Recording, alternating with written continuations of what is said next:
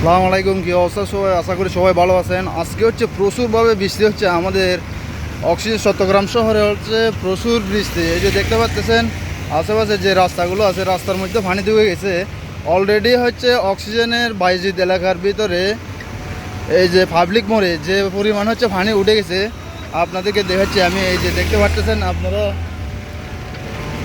যে দেখতে পাচ্ছেন যেভাবে হচ্ছে পানি উঠে গেছে, এই যে দেখতে পাচ্ছেন পুরো রাস্তার মধ্যে পানি উঠে গেছে।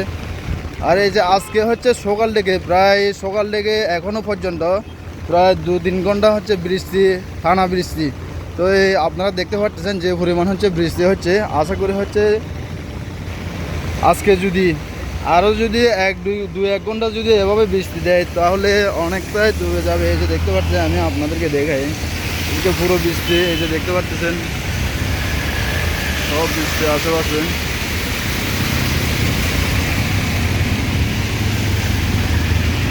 এটা হচ্ছে বাইজিৎ যাওয়ার পথে অক্সিজেন পাবলিক মোড়ে হচ্ছে যে পরিমাণ বৃষ্টি এখনও পর্যন্ত হচ্ছে মাত্র ঘন্টাখানিক হচ্ছে বৃষ্টি হয়েছে।